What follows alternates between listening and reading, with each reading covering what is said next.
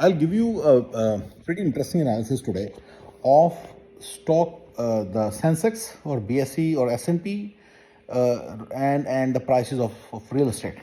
Okay, so one of my friends bought a 14 marla or 16 marla plot in Chandigarh, one of the sectors in Panchkula. Doesn't matter which one, but I'll just keep his information private, and I'll give you the numbers for that.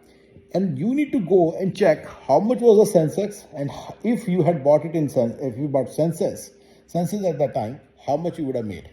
Same way for S&P. You'll be surprised, the numbers are pretty different than you would expect. S&P and Sensex are slow-moving vehicles, right?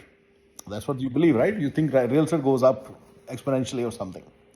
But so he bought whatever he bought for us for 56 lakhs, right? That was in 2006. And in 2024 June, the price is about 2.5 crores. Okay? Indian rupees, all Indian rupees. Okay? So what you do is you find out in 2006 December what was the dollar to USA Indian rupee price, convert that into USD, and then you convert 2.5 crores of today into USD, and then assume that, in 2006 you added it in S&P. So look at the S&P graph and do the maths. Come till 2024 June and see how much is it. You will realize it's equivalent or more. S&P is more. Real estate has not risen so much in India as you may think. Please also remember, liquidity of real estate is very poor. It's very difficult. Similarly, do the same analysis for BSE. Now you don't need to convert it into dollars. What you do is you take the same 56 lakhs and assume that you invest 56 lakhs in Sensex in 2006 December. And then obviously there are downs and ups and downs and ups and downs. And now in June 2024, what it is. You'll be surprised. There's a good chance that Sensex would be higher. Do the same analysis for gold. See, gold eats up two things. It eats up inflation, or US, and it also eats up USD to US Indian rupee ratio.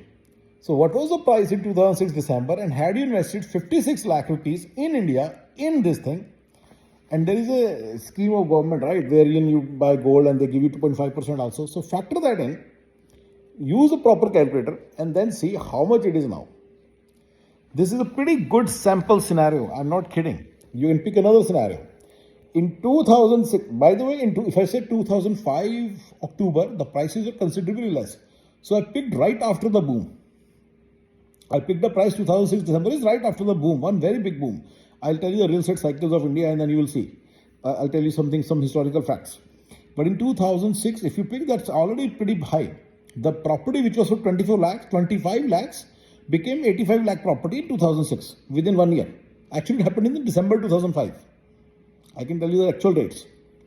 In December 2005, actual month, I'm telling you the actual month. In December 2020, on November 1st, November 15ish, the prices were different. They were like 25-30 lakhs. By the time it was January 15, the prices were 85 lakhs. And I'm talking about December 2000, the prices did not change much. Maybe they changed by 5-10%, which is just inflation, right? So if you pick 2006 December, that's pretty indicative of a good real estate boom has already been eaten by Indian this thing. So you can do a lot of analysis on this and understand how real estate works in India. Real estate in India is not all that lucrative as it may seem.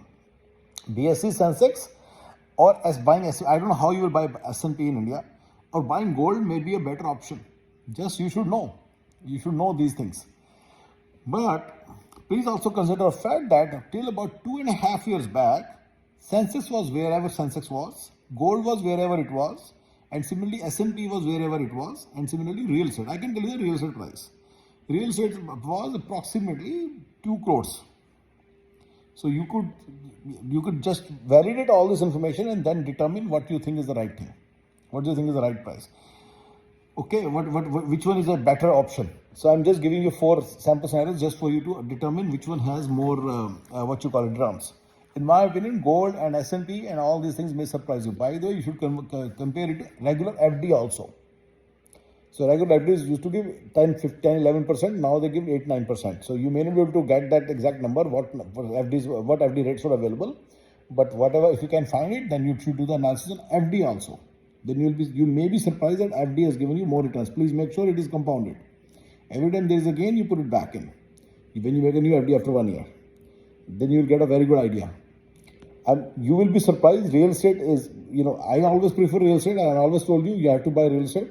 I'm not again going back on that, but you must understand that there are these, and I'm not talking about stock prices.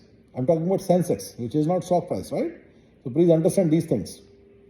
I'm talking about regular, slowly, organically growing things. Okay, those things seem to be trumping the real estate. You will see that, or they will be commensurating with that. So if they do commensurate, then go with these assets because they are very liquid in nature and they are highly, they're very easy to handle assets. Yes. So please consider these things. Okay. All right, guys. Thank you.